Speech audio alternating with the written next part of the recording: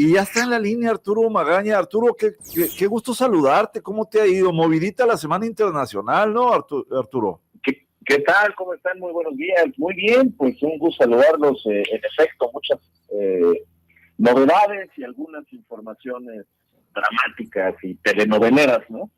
Sí, pudiese uno pensar que el tema tenía más que ver con la nota rosa, pero en primer lugar, el análisis de la primera ministra y luego el fallecimiento de la reina no solo llena páginas de las revistas del corazón, mi querido Arturo. No, por supuesto.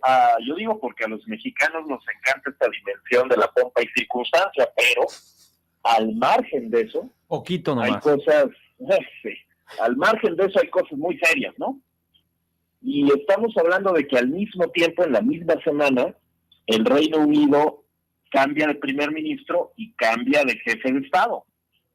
En este caso de cabeza de la familia real, y por lo tanto pues es un cambio dramático. Sobre todo porque, por un lado, pues estamos hablando de la reina cuyo mandato fue más longevo en el Reino Unido, prácticamente 7 décadas. Toma el trono cuando tiene 25 años, muere a los 96 esta semana. Bueno, pues es todo el siglo XX prácticamente.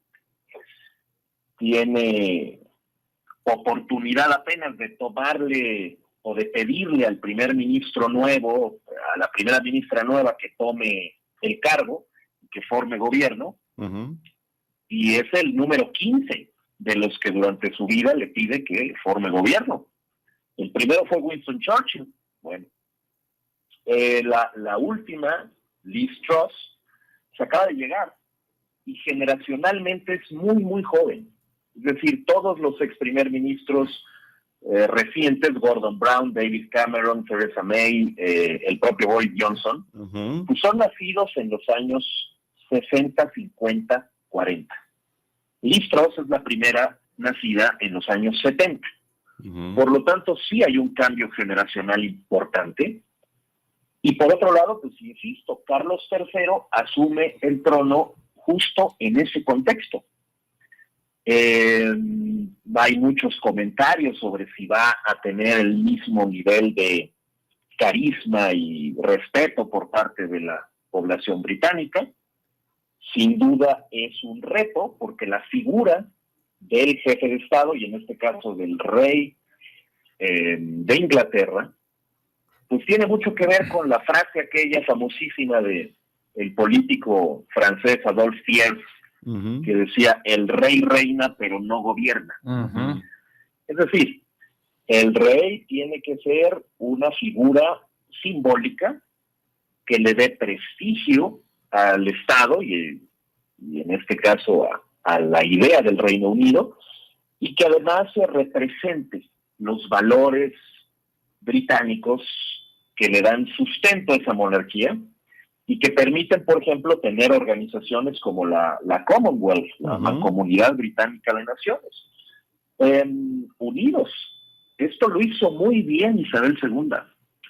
Mantuvo una imagen de unidad, de respaldo de sus valores, y fue especialmente cuidadosa en que no se desdibujara la expresión actual de lo que fue el Imperio Británico, que es la Mancomunidad Británica de Naciones. Hemos visto los primeros discursos públicos y apariciones públicas de Carlos III, ya todavía no entronizado, pero ya, digamos, asumiendo el trono. Aparentemente son dos cosas distintas en la pompa y circunstancia británica. Y no parece tener, según la prensa británica, gran carisma. De eso depende en buena medida que el proyecto continúe. No es el fin de la monarquía británica, ni mucho menos, pero sí es el fin de una época en donde muchos pensaban que la monarquía valía la pena porque estaba la reina Isabel. Vamos a ver qué pasa ahora, porque también el público británico va a tener que perdonarlo por este rol de villano que desempeñó en la telenovela en los años 90 de Diana de Gales. y perdonar también a doña Camila, que pues ahora va a ser ni más ni menos que la reina consorte. Ujú. ¿Los perdonarán los británicos? No lo sabemos. Lo cierto es que los efectos que eso pueda tener sobre el poder, la política, el gobierno, son también relevantes. Hablando tantito de popularidad, pues Isabel II tenía una popularidad tipo López Obrador en México, ¿no? Era muy, muy querida. Por tener un referente internacional, ¿te refieres? No mi más querido por tener un Arturo? referente internacional, porque López Obrador, pues obviamente tiene sus desafectos, pero además es un 80 y tantos % de gente que la respetaba y la quería muchísimo por décadas, ¿no? No es nada más un rato. Y según análisis y encuestas recientes, Carlos III tendría algo así como 40% de respaldo. Bueno, pues sí, es natural en la medida en que además no ha tenido buena prensa en el pasado, Ujú. el propio Carlos, y porque también las monarquías en términos generales en todo el planeta la están pasando mal. Hay una sensación de que son arcaicas, de que son muy caras, de que no hacen nada, de que su papel simbólico no es relevante, de que deberíamos exterminarlas y todos volvernos unas repúblicas. Bueno, pues había estado un poco inmune el Reino Unido de esta tendencia global, quizá ahorita ya no lo estará tanto. Ujú. Arturo, a ver, Liz Truss, 47 años, muy joven, primera ministra. Llega Carlos ahora, el nuevo monarca. Es posible, a lo mejor es muy pronto todavía, pues, pero es posible ir dibujando algunos escenarios que se salgan del guión. Evidentemente se deberán salir del guión de lo que estaba establecido después de la sacudida que tiene el Reino Unido por la salida de Boris Johnson y de la muerte de la reina. Aquí, ¿qué cosas nuevas pudiéramos empezar a ver, si es que se alcanzaría a ver algo? Sí, yo creo que sí, Jesús tiene razón. Es natural que por la edad que tiene Carlos III, Sí. Este vaya a ser un reinado de transición propiamente, ¿no? Es decir, no tendrá la oportunidad que tuvo Elizabeth II de, pues, imagínense, estando en África, viendo ahí unos elefantes, se entera que murió su padre, tiene 25 años y le toca regresar a subir el trono, y bueno, desde los 25 años hasta ahorita, tiene 73, entonces va a ser poco tiempo. Por otro lado, Liz Truss parece también una primera ministra de transición, porque por mucho que hablemos de que ofrece juventud, ofrece también experiencia, ha sido secretaria de Estado para Relaciones Exteriores, ha sido ministra de la Mujer, ha sido ministra del Turismo, Medio Ambiente, etcétera.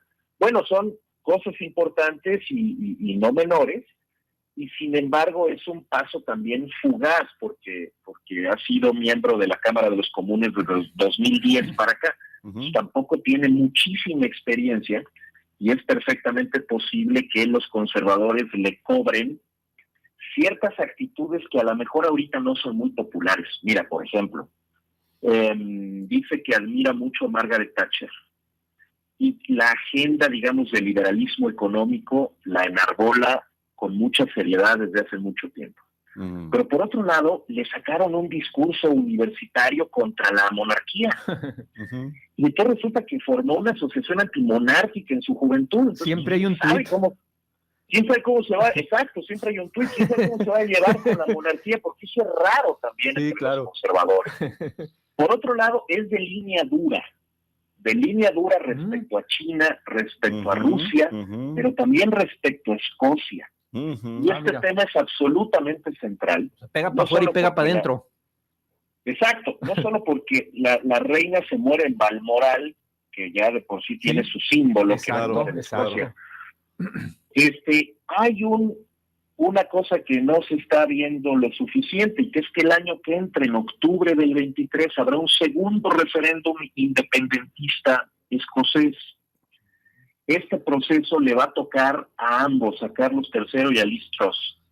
Y muy probablemente el resultado sea el esperado. Que se vaya. La gente en el pasado referéndum votó por no irse, porque no estaba el Brexit. Pero después del Brexit, Escocia ha dicho, a mí sí me interesa seguir siendo parte de la Unión Europea, yo quiero ser el miembro 28 de la Unión Europea. Y para eso tendría yo que salirme del Reino Unido. Bueno, pues lo van a poder hacer el año que entra. Y eso no es equivalente a, digamos, algunas cosas que le pasaron a la reina Isabel, de repente perder Barbados, ¿no? Que perdió Barbados porque se volvió una república y renegó de la monarquía constitucional y se salió de la Commonwealth. Bueno, pues pierdes Barbados, ni modo, mala tarde. Bueno, pero perder Escocia, se acaba el Reino Unido, así de plano. Sí. Y lo peor del caso es que muchos escoceses, como los australianos, por cierto, que también tuvieron su referéndum a finales de los 90, se mantienen también en el Reino Unido por Isabel II. Claro. Por lo menos ese fue el caso de Australia, que ahorita el temor es que Australia lance un proceso independentista nuevo, en donde efectivamente ya sin Isabel II ya no tenga razones para mantenerse como una monarquía constitucional. El republicanismo australiano es fuerte desde que se llevó a cabo este referéndum en 1999 y se quedó muy cerca de ganar en sí. Pues aparentemente hoy ganaría. Arturo Magaña Duplancher, director de editorial de Globalítica. Precisamente de eso es de lo que se ha cubierto más los entretelones de los analistas políticos en la Gran Bretaña y en Europa. El efecto que ejerció la reina Isabel II en la conservación del Reino Unido unificado se trataba de que desde los 25 años hasta que falleció, pues prácticamente estuvo aplicada en la interlocución, en el trabajo, en el diálogo, en la conservación, que esto pues se ha visto mermado los últimos 25 años y bueno, ya es un mundo totalmente diferente, es un mundo diferente. Es la tormenta perfecta para la reina para el rey y la nueva primera ministra, Arturo. Yo creo que sí, porque además algo que hacía muy bien la reina y que todo el mundo le admiraba era que siempre estaba pendiente de la mancomunidad, viajaba muchísimo a Australia, Nueva Zelanda, Jamaica. Guardando equilibrios, guardando los equilibrios. Guardaba equilibrios. Ese es el punto. Mantenía una política, o más bien, mantenía una no política, porque de eso se trata, de no tener opinión sobre asuntos políticos, pero de representar y simbolizar valores comunes y por lo tanto encarnar la idea del Reino Unido, proyectarla. Y entonces, bueno, pues pudo mantener más o menos unido el Reino Unido durante un periodo muy difícil, incluso aportar de cierto modo a las negociaciones aquellas irlandesas para que no hubiera ahí guerra civil, después obviamente para proteger también los territorios de ultramar, y la idea de la mancomunidad, que incluso había países africanos que ni siquiera habían sido colonias británicas que se unían voluntariamente a la Commonwealth, pues nomás porque estaba la reina. Y otra cosa que hizo muy bien es que era una reina bastante moderna. Es la reina, la primera que manda un tuit, es la primera que sale en los Juegos Olímpicos aquellos de Londres. Sí, hombre, ese video espectacular, con ¿no? ese video que fantástico, en donde incluso había personas que creían que sí se había aventado, para Daniel Craig, ¿no? Buenísima. Bueno, pues no. Eso no es así, pero todo eso, el oso Paddington, todas estas cosas le hacían generar simpatías por doquier. Este señor no es muy simpático, la verdad. Y los ingleses lo dicen abiertamente. Probablemente eso no quiere decir que no haga el trabajo que vio que hizo su madre y podrá intentarlo. Pero pues también hay una dimensión histórica, de género, de respeto a los personajes. En el caso específico de Carlos III, pues creo que hay mala reputación por lo sucedido en los años 90, hay antecedentes también de momentos en que un rey pues tiene que abdicar porque a la gente no le gusta. Es el caso del tío de la reina Isabel, ¿no? Que se termina obsesionando con esta actriz americana que ya tiene varios divorcios, y bueno, pues que justo por eso Isabel II llega al trono. En fin, yo creo que muchas de estas cosas podrían pasar, dado que, insisto, en la línea de sucesión, pues lo tocaría al príncipe Guillermo suceder a su padre, y el príncipe Guillermo pues tiene ahorita 40 y tantos años, Sí. entonces probablemente asuma el trono a los 50 y tantos, y entonces sí sea un largo reinado, ¿no? Ok. Mientras tanto, quién sabe cuánto tiempo vaya a tomar el adaptarse, ¿no? Decía ayer la BBC, necesitamos pellizcarnos nosotros mismos para ver que eso es real. Que esto es real, que Sí. no la... Oye, Arturo, pues a ver, claro, porque nosotros no conocimos otra, ninguno Claro. de los tres. Oye, Arturo, a ver, ya estamos muy cerquita de cerrar. Y es una pregunta muy básica y muy obvia, pero creo que es importante. ¿Y eso a México cómo le va o cómo le viene? Pues fíjate que lo de Liz Truss es una magnífica noticia. Le gusta mucho el libre comercio, le interesa América Latina. El problema es que el presidente es el que no le interesa, pues, ¿no? Sí, ese es el problema, que esa es una constante. Y el caso de Carlos III, pues no es tampoco mala noticia. Visitó México muchas veces, Sí. tiene amigos mexicanos, Sí. según veo, y tiene una sensibilidad importante frente a la necesidad de reponerse del Brexit. ¿Reponerse del Brexit qué significa? Significa ampliar sus nexos globales con socios que previamente no eran tan relevantes. Obviamente, la apuesta es el Pacífico, y en el Pacífico, pues por suerte tenemos un cacho. Arturo Magaña Duplancher, una última pregunta, mi querido Arturo. Con mucho gusto. Después de la muerte, el fallecimiento de la reina, que estuvo más de 70 años en la corona, ¿hay elementos para poder modernizar la monarquía? Es decir, dicen que el rey Carlos III es el rey sándwich porque tenía la popularidad avallazadora de la reina arriba y del hijo abajo. ¿Qué futuro se le ve para poder modernizar a la monarquía, Arturo? Pues mira, pues es una gran pregunta, porque los británicos en general son adversos al cambio radical, ¿no? Y entonces probablemente empiezan a identificar ciertos signos positivos. Ayer, por ejemplo, en el Palacio de Buckingham, pues se puso a saludar a la gente durante 25 minutos, dar la mano y dar besos. Pues eso es raro. Efectivamente no es quizá el grado mayor de apertura y modernización, pero es interesante. Es una señal ya.